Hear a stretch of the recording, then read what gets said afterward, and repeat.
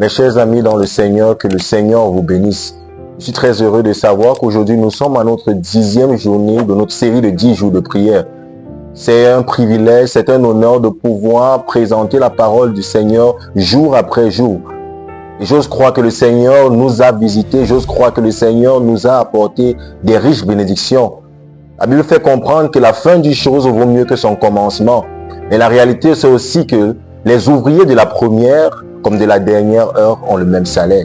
Alors toi qui écoutes cette vidéo pour la première fois, ne te sens pas lésé parce que le Seigneur a prévu quelque chose de merveilleux et de capital et bon aussi pour toi.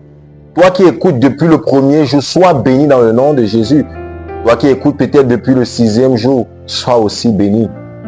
Aujourd'hui, nous avons un thème très alléchant. Mais avant d'entrer dans le vif du sujet, je t'invite à pouvoir te rappeler de ce que nous avons vu hier.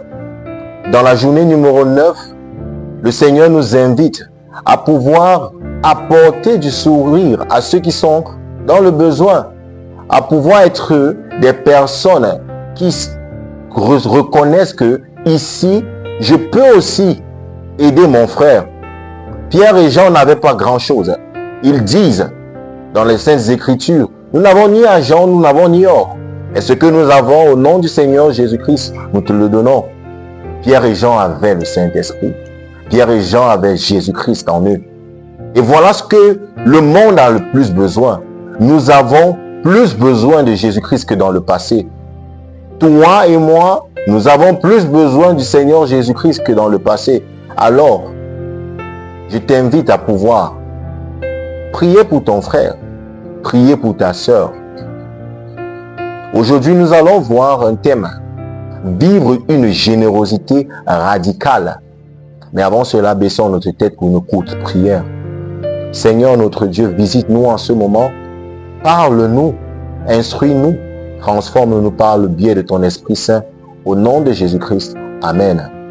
Vivre une générosité radicale. Dans le livre de Actes chapitre 4, le verset 32 à 37, la Bible nous fait comprendre quelque chose de merveilleux et de capital. Je lis selon qu'il est écrit, la multitude de ceux qui avaient cru n'était qu'un cœur et qu'une âme. Nul ne disait que ces biens lui appartiennent en propre, mais tout était commun entre eux. Les apôtres rendaient avec beaucoup de force témoignage de la résurrection du Seigneur Jésus. Et une grande grâce reposait sur eux tous, car il n'y avait parmi eux aucun indigent. Tous ceux qui possédaient des champs ou des maisons les vendaient, apportaient le prix de ce qu'ils avaient vendu et le déposaient aux pieds des apôtres. Et l'on faisait des distributions à chacun selon qu'il en avait besoin.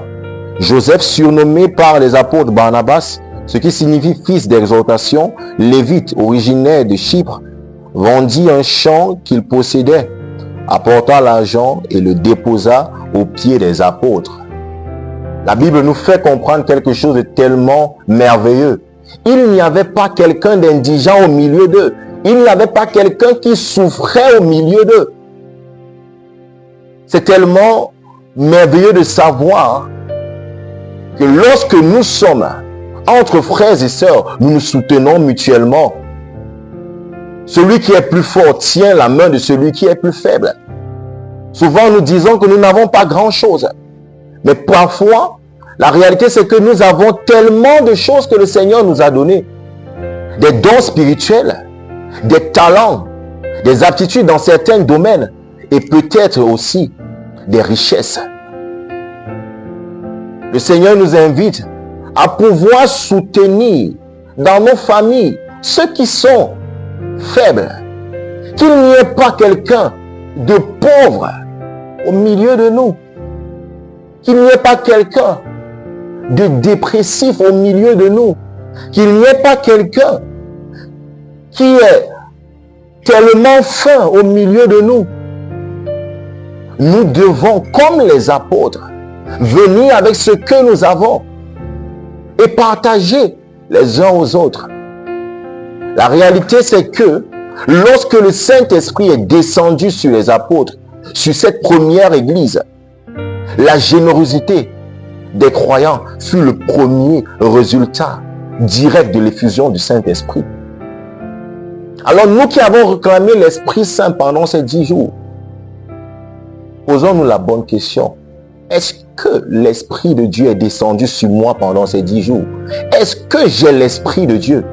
Si oui, alors posons des actes bien. Posons des actes qui honorent le Seigneur Jésus-Christ. Ne laissons pas nos frères dans la famine. Ne laissons pas nos frères entrer dans la dépression. Ne laissons pas nos frères dans le stress. Ce que nous avons, donnons. Ce que nous avons, apportons. Apportons au pied du Maître. Apportons dans la maison du Seigneur. Apportons. C'est alors que la maison de Dieu, c'est alors que notre famille, c'est alors que notre entourage verra les bontés du Seigneur Jésus-Christ. Nous allons prier afin que le Seigneur Jésus-Christ nous donne ce cœur généreux. Nous allons prier afin que le Seigneur Jésus-Christ nous donne ce cœur qu'il avait. Parce que lui aussi avait le souci des croyants. Lui aussi, il avait le souci de ceux qui l'entouraient. Nous allons prier. Notre Dieu et notre Père, tu es digne d'être loué et tu es digne d'être magnifié, d'être adoré et célébré d'éternité en éternité parce que tu es l'alpha et l'oméga, le début et la fin de toutes choses. Celui-là qui dit et la chose arrive, qui ordonne et elle existe. Toi, Seigneur, tu nous as parlé en ce jour. Pardonne-nous, Seigneur, pour ce que nous avons fait. Pardonne-nous, Seigneur, nous avons manqué à la mission. Pardonne-nous, Seigneur, d'avoir délaissé notre frère, notre sœur. Seigneur, s'il te plaît, par la puissance de ton Esprit Saint, donne-nous des cœurs généreux. Donne-nous ce cœur que tu as lorsque tu as été ici-bas, Seigneur. Ô Père éternel, Dieu Tout-Puissant, je prie enfin que toi-même tu puisses nous visiter d'une façon particulière. Bénis-nous, Seigneur Dieu. Délivre tes enfants qui écoutent cette prière.